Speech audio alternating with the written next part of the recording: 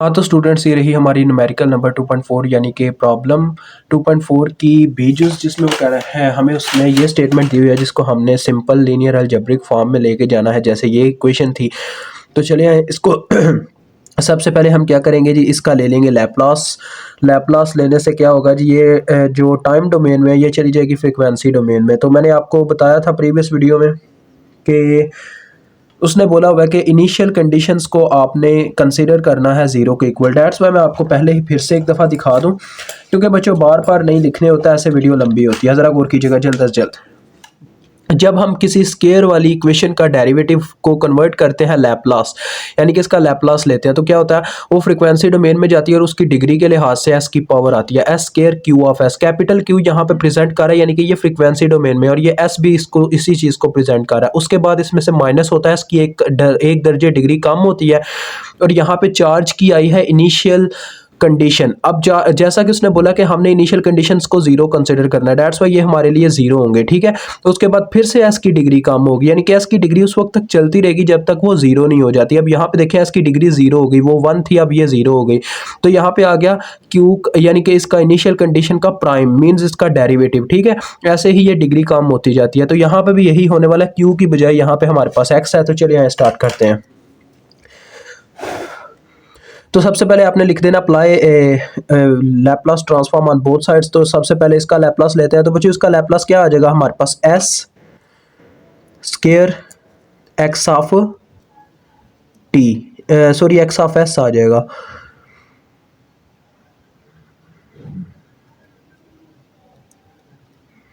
ठीक हो गया।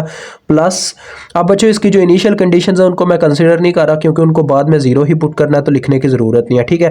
अब देखो इसका जब मैं लैप्लास लूँगा, सिक्स तो बाहर ही होगा। अब ये देखो डेरिवेटिव की डिग्री स्टार्ट हो रही है वन से, यानी कि एस यहाँ पे एस की पावर वन आएगी और साथ में आ जाएगा एक्स ऑफ एस, ठीक है।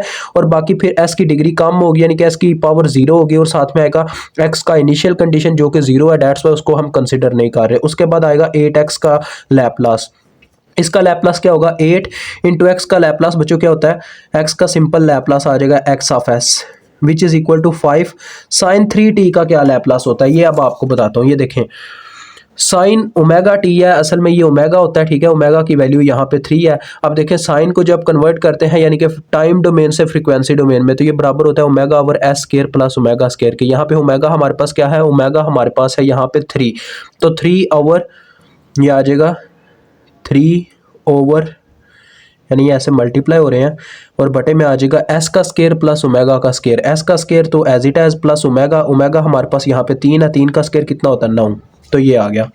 अब इन सब में से बच्चों आप एक्स ऑफ एस कॉमन ले सकते हैं, तो अंदर क्या आ जाएगा, अंदर आ जाएगा एस का स्केयर प्लस 6s प्लस 8। इन सब में से एक्स ऑफ एस हमने कॉमन ले लिया, और इधर बन गया 15 ओवर एस स्केयर प्लस 9। ठीक हो गया जी। अब देखें इसके हम बच्चों जोड़े बना सकते हैं, इसको हम रफ अमल में करेंगे। जोड़े मतलब इसके पेयर बना लेंगे, आपको पेयर बनाने आने चाहिए। इक्वेशन है मेरे पास S square plus 6s plus 8, ठीक है, ये इक्वेशन है। तो हमने क्या करना होता है, इन दोनों को मल्टीप्लाई करना होता है, जो नंबर बनता है ये आ रहा है 8s स्केयर, इन दोनों को मल्टीप्लाई देने से हमने सेंटर वाले को ऐसे दो हिस्सों में तकसीम करना होता है, जिससे जिनको मल्टीप्लाई करें तो ये नंबर बनता है, और प्लस माइनस करें तो सेंटर वाला नंबर एज इट एज आ जाए। देखें 4 और 2 को ज़रब देता हूँ, यानी कि मैं इसको अगर चेंज कर दूं 4s प्लस 2s में, 6s फिर से बन जाता है ना जमा करें तो, और इन दोनों को ज़रब दें तो प्लस 8s स्केयर बनता है, यानी कि हमने बिल्कुल ठीक जोड़े बनाया। इस इन दोनों में से s कॉमन आ जाएगा, तो ये आ जाएगा s प्लस 4, अंदर यहाँ से 2 कॉमन आ जाएगा और ये भी आ जाएगा s प्लस 4, यानी कि हमने जोड़े ठीक बनाया। एक दफ़ा आ जाएगा s प्लस 4, और एक दफ़ा ये बाहर वाली टर्म्स जो कॉमन ली हैं वो इस तरह से लिखती जाएंगी s प्लस 2, ये दो जोड़े बन गए, ठीक है, इस तरह से। तो देखें बच्चे होना क्या था, X of S is equal to आ जाना था 15 ओवर ये वाली टर्म, इसके हमने जोड़े बना लिया ना, वो जोड़े ही यहाँ पे डायरेक्ट लिख देते हैं, जो कि क्या है s प्लस 2 और s प्लस 4, ठीक है, ओके हो गया। अब नेक्स्ट देखें, आप डायरेक्ट ये लिख सकते हो, वहाँ पे कोई मसला नहीं होता। ऐसे छोटे छोटे स्टेप्स को इग्नोर कर देते होते हैं उस्ताद, वो ये नहीं कहते कि एक एक स्टेप यहाँ पे किया जाए। अब देखें ये मैंने बना लिया, अब मुझको इसको थ्रू पार्शियल फ्रैक्शन सॉल्व करना होगा, ताकि मैं इसको सिंपल से सिंपल कर सकूँ। 15 ओवर ये आ गया s प्लस 2 s प्लस 4, और लास्ट में है s स्केयर प्लस 9, जी। तो बच्चों ज़रा गौर करें, एस स्क्वायर प्लस 9 को किसी भी तरीके से हम वो नहीं कर सकते, क्या नाम है अपना, इसके पेयर नहीं बना सकते। तो डेट्स वाई इसकी जो फॉर्म आएगी, ये हमारे पास केस 3 है, यानी कि रूट्स जो हैं वो कॉम्प्लेक्स हैं और डिस्टिंक्ट है, यानी कि कंडीशन आप इस तरह से याद रखें। कॉम्प्लेक्स हमारे लिए उस वक्त क्वेश्चन होता है जब रूट्स ना बन रहे हों, आप इस तरह से कंडीशन को याद रखें, ठीक है। यानी कि इसका मुझे आयोटा की फॉर्म में रूट्स मिलेंगे जो कि मैं नहीं बनाऊंगा, वो हमारा मेथड ही नहीं है। तो जो सिंपल है, यानी कि जो सिंपल रूट्स हैं वो तो सिंपल आ जाएंगे, ए ओवर एस प्लस 2, ठीक है, इस तरह से, plus b over s plus 4। लेकिन जो कॉम्प्लेक्स रूट है उनके ऊपर कॉम्प्लेक्स कंडीशन वाली फॉर्म लिखी जाएगी, यानी कि सी s plus D.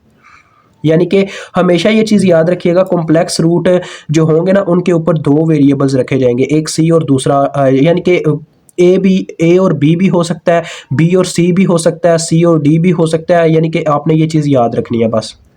S square plus 9 ये फॉर्म आ गई। अब आपने क्या करना है बच्चों, इनका जो एलसीएम है इसकी इक्वेशन पहले बना लेनी है। इनका जो एलसीएम आ रहा है उसके साथ पूरी इक्वेशन को ज़रब दे दें। इनका एलसीएम बनता है S plus 2 S plus 4 S square plus 9। जब इन तीनों के साथ मैं हर एक नंबर को ज़रब दूंगा तो देखें मेरे पास क्या आएगा, यहाँ पे तो डायरेक्ट 15 आ जाएगा। दूसरी तरफ क्या आएगा, यहाँ पे देखें, जब ए के साथ ये ओवरऑल बटा इसके साथ मल्टीप्लाई खाएगा, एस प्लस 2 कट जाएगा और ये दोनों टर्म्स रह जाएंगी, एस प्लस 4 और एस स्क्वायर प्लस 9, ठीक है। बस आपने ये इक्वेशन रेडी कर लेनी है। और उसके बाद देखें बी के लिए, बी के साथ जब ये पूरी टर्म्स सारी ज़रब खाएंगी तो एस प्लस 4 से कट जाएगा और ये वाली टर्म्स आ जाएंगी, ठीक है। तो बी इंटू एस प्लस 2 और साथ में आ जाएगा एस स्क्वायर प्लस 9। सी के लिए क्या होगा, यानी इनके लिए क्या होगा, देखें एस स्क्वायर प्लस 9 जो है वो कट जाएगा और बाकी दो टर्म्स ऊपर मल्टीप्लाई हो जाएंगे, ये आ जाएगा c s plus d whole into s plus 2 और एस प्लस 4। ये आपके पास एक इक्वेशन रेडी हो गई। अब आपने ए और बी की वैल्यू निकाल लेनी है जो कि आपको इजीली मिल जाएगी। कैसे मिलेगी वो मैंने तरीका बताया हुआ, देखें इस तरह से, ए इज़ इक्वल टू, ए की वैल्यू अगर आपने निकालनी है तो ए के बटे में जो भी मौजूद है ना उसको छोड़ के आपने बाकी ये सारी टर्म लिख लेनी है। देखें 15 ओवर एस प्लस 4, यानी कि मैंने एस प्लस 2 को छोड़ दिया, ठीक है, और इंटू एस स्क्वायर प्लस 9। अब इसके साथ लिमिट्स आनी है। ये एस प्लस 2 कहाँ पे गया, इसको हम लिमिट के लिए इस्तेमाल करते हैं। एस प्लस 2 को आपने इज इक्वल टू 0 रख के देख लेना कि इसकी क्या वैल्यू बनती है। देखिए s plus 2 is equal to 0, यानी कि एस इज इक्वल टू -2 आ जाएगा, ये लिमिट के तौर पे इस्तेमाल हो जाएगा इसका बटा, ठीक है। अब हम -2 पुट करके देख लेंगे क्या आएगा, तो मैं कैलकुलेटर के थ्रू ही कर देता हूँ। तो ये बच्चों आ रहा है मेरे पास 15/26, ठीक है। इसी तरह से आप इजीली निकाल सकते हैं बी की वैल्यू भी, क्योंकि बी भी सिंपल है, इसमें बी भी आप सिंप्लीफाई करके इसको कैलकुलेट कर लेंगे। बी यानी कि जिनके नीचे रूट्स जो हैं वो कह लें सिंपल है, वो आप इजीली निकाल सकते हो। देखो अब बी के केस में क्या होगा, एस प्लस 4 को छोड़ के बाकी सब लिख लेंगे, 15 ओवर एस प्लस 2 और एस स्क्वायर प्लस 9। और वो जो बी का रूट है जो बटे में है वो टर्म वो किसके लिए इस्तेमाल होगी, लिमिट के लिए। S plus 4 is equal to 0, यानी कि एस इज इक्वल टू -4 आ जाएगा, ये टर्म ऐसे आ जाएगी। अब इसको भी सॉल्व कर लेते हैं। तो इसकी वैल्यू हमारे पास आ गया -3/10, ठीक है जी। अब आपने क्या करना है, चुप करके बस सी और डी के लिए काम करना है, क्योंकि ये दो वेरिएबल्स हैं जिनको हम थ्रू इस मेथड के हम इसको नहीं निकाल सकते। इनको हमें निकालना पड़ेगा कंपेयरिंग के मेथड से, यानी कि कंपेयर्स करके वेरिएबल्स को। तो पहले हम कंपेयर करते हैं किन के वेरिएबल्स को। स्टूडेंट सबसे पहले हम कंपेयर करेंगे सबसे बड़ी डिग्री जो एस की बनती है आपके वेरिएबल की इस इक्वेशंस में, वो वाली। देखें एस की सबसे बड़ी डिग्री क्यूब ही बन रही है, देखें एस का क्यूब आ जाएगा, इसमें भी एस का क्यूब आता है। कहीं पे भी एस की डिग्री जो है 4 पे नहीं जाती, वो क्यूब तक ही रहती है। डेट्स वाई आप क्या करोगे, क्यूब की डिग्री से कंपेयर करना स्टार्ट करोगे। आपने लिखना है compare the coefficients of S cube. इस साइड पे भी देखा जाएगा एस क्यूब का कोई यहाँ पे है वेरिएबल नहीं है, यानी कि 0 है इस साइड पे, विच इज इक्वल टू, यहाँ पे आप देखो ए के साथ एस क्यूब आता है। कैसे देखें, A S into S cube, ये आप मल्टीप्लाई करके सिंप्लीफाई कर लीजिएगा इस इक्वेशन को, मैं वैसे ही आपको करके बता रहा हूँ। देखें ए पहले इस एस के साथ मल्टीप्लाई खाएगा, या आप डायरेक्ट देखें एस इस एस स्क्वायर के साथ मल्टीप्लाई खाए तो एस क्यूब आ जाता है, जो कि ए के साथ बाद में ज़रब खाएगा ही, तो हमने ए एस क्यूब आ जाना, जो कि सिर्फ ए लिखना है, क्योंकि हम कंपेयरिंग कर रहे हैं। कंपेयरिंग में वेरिएबल नहीं लिखते, सिर्फ उनके साथ जो कॉन्स्टेंट्स होते हैं उनको लिखते हैं। प्लस अब बी में देखें तो बी में भी यही होगा, एस के साथ एस स्क्वायर जब ज़रब खाएगा एस क्यूब आया होगा, जो कि बी आ जाएगा, ठीक है। इस तरह से ऐसे ए प्लस बी आ जाएगा। यहाँ पे सी एस को देखो तो क्या होगा, ये एस जब एस के साथ ज़रब खा चुका होगा तो ये एस स्क्वायर आया होगा, एस स्क्वायर एस के साथ ज़रब, सी एस के साथ ज़रब खाने के बाद इसको बना देगा सी एस क्यूब। तो ये यहाँ पे आ गया प्लस सी एस क्यूब। ठीक है जी, ये 3 टर्म्स आ गई। मैंने एस क्यूब लिख ही दिया, लेकिन मैं इसको कर देता हूँ ख़त्म, क्योंकि ये लिखना नहीं होता, ये कट गया। ठीक है, क्योंकि कंपेयर कर रहे हैं, कंपेयरिंग में हम ये हमें कभी नहीं लिखते। ठीक है, डी की आप डिग्री चेक कर भी लो, डी कभी भी ये एस क्यूब नहीं बना पाएगा, क्योंकि यहाँ पे 2 ही एस होंगे, डी उसके साथ ज़रब खा के एस स्क्वायर की डिग्री में ही गिरेगा। तो यहाँ से देखिए आपको इक्वेशन मिलती है C इज इक्वल टू ए, ये दोनों उधर जाके माइनस हो जाएंगे, माइनस ए माइनस बी। तो माइनस ए की वैल्यू क्या है, -15/26। देखिए माइनस इंटू ए की वैल्यू माइनस इंटू बी का वैल्यू। ठीक है, बी का वैल्यू माइनस में, डेट्स वाई हो जाएगा माइनस माइनस प्लस 3/10। तो देखते हैं अब ये आपको कितना वैल्यू देता है। तो बच्चों आपका सी भी आ गया, जो कि आता है -18/65। ठीक है जी, अब हम डी को फाइंड आउट करेंगे यहाँ पे। अब बच्चों डी को फाइंड आउट करने के लिए हम क्या करेंगे, कंपेयर करेंगे कोफिशिएंट ऑफ एस स्क्वायर, यानी कि हम एक डिग्री पीछे चले जाएंगे। एस क्यूब की कर लिया ना, अब एस स्क्वायर के कंपेयर करेंगे। पहले इस साइड पे देखो, जो आपकी लेफ्ट हैंड साइड है, यहाँ पे एस स्क्वायर के कोई भी कोफिशिएंट मौजूद नहीं है, डेट्स वाई ये तो फिर से 0 है। इज इक्वल टू क्या ए एस स्क्वायर में आता है। देखो बच्चों, इसमें जब 4 ज़रब खाया होगा एस स्क्वायर के साथ, यानी हमने बस मल्टीप्लिकेशन मेरे ना सारी दिमाग में हुई बैठी है, आप इसके स्टेप्स कर लीजिएगा, सिंप्लीफाई थोड़ा कर लीजिएगा इसको। 4s स्क्वायर बना होगा, तो 4s स्क्वायर के साथ जब a ज़रब खाएगा तो ये आ जाएगा 4as स्क्वायर। तो 4a एक वेरिएबल बनता है s स्क्वायर का। ठीक है, यहाँ पे भी देखो 2 जब s स्क्वायर के साथ ज़रब खाया होगा तो ये भी बना होगा 2bs स्क्वायर, तो 2b आ गया। ठीक है, उसके बाद देखो यहाँ पे जब हमने देखा था 2s, देखें ये ज़रा गौर कीजिएगा, यहाँ पे एक दफ़ा s इसके साथ ज़रब खाया होगा और एक दफ़ा 4 के साथ, तो देखो क्या बनेगा, s 4s और 2s, यानी कि 4s प्लस 2s हुआ होगा। 4s प्लस 2s कितना हो गया, 6s। 6x जब ज़रब खाएगा cs के साथ तो बन जाएगा 6cs का स्क्वायर। ठीक है, तो ये आ गया एक 6c। और d को देखो तो d भी आएगा, देखें ज़रा, s का जब बच्चों स्क्वायर बना होगा शुरू में, s का स्क्वायर जब d से ज़रब खाएगा तो ds स्क्वायर आया होगा, तो ये सिर्फ d आता है। ये टर्म आपके पास बनती है, आप इसको सॉल्व कर लो d के लिए। d इज इक्वल टू, ये सारी टर्म्स दूसरी तरफ जाके माइनस में होगी, -4 इंटू ए का वैल्यू, देखो ए की वैल्यू कितनी थी हमारे पास, 15/26। उसके बाद -2 इंटू बी की वैल्यू थी आपके पास -3/10। ठीक है, उसके बाद ये 6c भी दूसरी जानिब जाके -6 इंटू सी का वैल्यू, जो कि -18/65 है। आप इसको कैलकुलेटर पे कैलकुलेट कर लेते हैं, सारी वैल्यूज़ आगे बाद में पुट करते हैं नेक्स्ट पेज पे। तो ये बच्चों मेरे पास वैल्यू आ रही है -3/65। ठीक है जी, अब हम इन सब को पुट करेंगे नेक्स्ट पेज पे। ठीक है, तो मुझे टाइम दे, मैं ये इक्वेशन लिख लूँ। अब ज़रा पहले एक स्टेप आपको बताता चलो, देखें अगर x ऑफ s इसके बराबर था और ये इन सब के बराबर है, तो x ऑफ s को डायरेक्ट इनके बराबर भी लिखा जा सकता है। इन सब की मैं वैल्यूज पुट करूँगा नेक्स्ट पेज पे। ठीक है, तो वो आपको करके दिखाते हैं।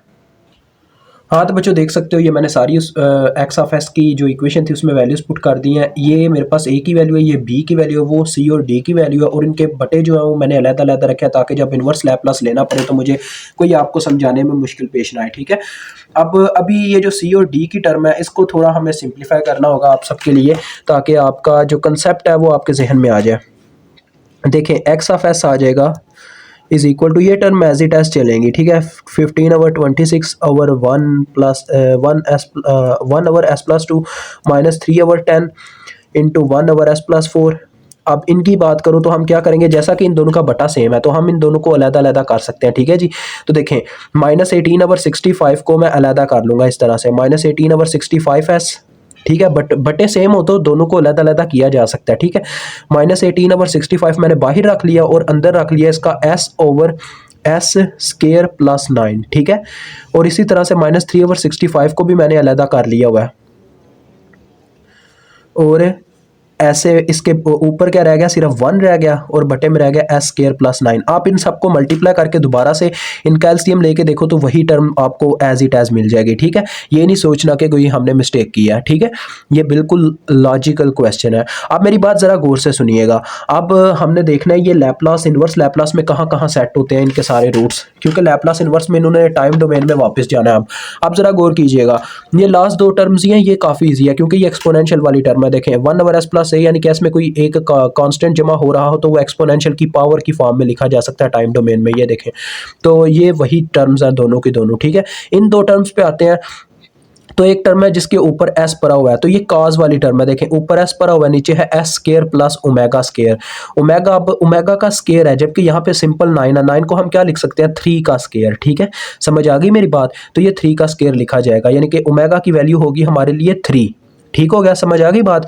अब देखें, ये तो बनता है, ये इसलिए मुझे काज की फॉर्म में लिखना पड़ेगा क्योंकि ऊपर एस मौजूद है, जबकि इसके ऊपर कांस्टेंट मौजूद है। कांस्टेंट को अब मुझे बनाना पड़ेगा ओमेगा, ताकि मैं इसको साइन की फॉर्म में लिख सकूं। क्योंकि ओमेगा बनाने के लिए मुझे क्या करना होगा, देखो इसके नीचे भी ओमेगा की वैल्यू 3 ही बनती है। ओमेगा का स्केयर यानी कि 3 का स्केयर, 3 का स्केयर मीन्स 9, ठीक है।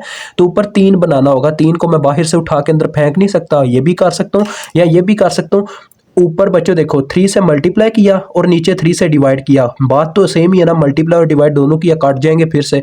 तो यहाँ से ये बाहर वैसे ही कट जाएगा और ये फॉर्म बन गई किसकी, ये फॉर्म बन गई हमारे पास साइन की और ये कास की। और बाकी दो टर्म्स तो आप जान ही चुके हैं किस फॉर्म में आएंगी, ई की पावर माइनस ए है हमारा यहाँ पे 2, इसके लिए 4 और बाकी सब आप जानते हैं। अब मैं यहाँ पे इसको टाइम डोमेन में आपने लिखना है apply inverse Laplace transform on both sides. तो इससे क्या होगा, एक्स ऑफ एस आ जाएगा आपके पास एक्स ऑफ टी की फॉर्म में, टाइम डोमेन में चला जाएगा और ये आ जाएगा 15/26 ई की पावर माइनस ए टी। ए इसके लिए क्या था, 2 था, माइनस 2t साथ में u ऑफ टी। उसके बाद इसी तरह से इसके लिए क्या होगा, -3/10 ई की पावर, इसके लिए a क्या है, 4 है, तो -4t साथ में u ऑफ टी। अब इन दोनों की बात करूं तो -18/65, ये किसकी फॉर्म थी, s। अब यार ये चीज़ मुझे याद नहीं रहती होती, मैं आपको याद करने का तरीका बताता हूँ, एक जुगाड़ आया जहन में। s से आप ये चीज़ याद रखो कि cos जो है, काज, ये काज का कैसे फार्मूला हम याद रख सकते हैं कि काज एस पे ख़त्म होता है ना, तो लिहाजा जिसके नॉमिनेटर में एस होगा वो काज का फार्मूला होगा, ठीक है। और जिसके नॉमिनेटर में एस नहीं होगा वो साइन का फार्मूला होगा, वो ऑटोमेटिकली समझ में आ जाएगा। यहाँ आप इस तरह से याद कर लो कि साइन अगर एस से शुरू होता है तो उसकी इक्वेशन उल्टी है, यानी कि वो एस से ऊपर एस नहीं रखता, ठीक है। इस तरह से कुछ बना लो, मेरे जहन में तो इसका लॉजिक आ गया, कैसे मैंने याद रखना है आप अपने जहन में लॉजिक बिठा लो। अब ये बन जाएगा साइन, सॉरी ये तो काज है ना, ऊपर ऐसा है, हाँ जी, काज ओमेगा टी। ओमेगा की वैल्यू इसमें क्या है, 3 का स्केयर, यानी कि 9 है तो इसको 3 का स्केयर बनाना होगा, तो 3 इसमें ओमेगा की वैल्यू है, तो काज 3t और साथ में आ जाएगा u ऑफ टी, ठीक है। इसी तरह से इस तरफ देखें तो ये देखें 1/65 हो चुका होगा ये, और ये क्या बन जाएगा, ऊपर अब ओमेगा, यानी कि ऊपर एस मौजूद नहीं है। अगर ऊपर एस मौजूद नहीं है तो ये साइन की फॉर्म है, तो लिहाजा ये आ जाएगा साइन ओमेगा टी। ओमेगा इसके लिए भी 3 है, 3t और साथ में आ जाएगा u ऑफ टी। तो ये आपका आंसर आ गया। मुझे उम्मीद है आपको काफ़ी हद तक इसकी समझ आई होगी और बेहतरीन तरीके से समझ आई होगी।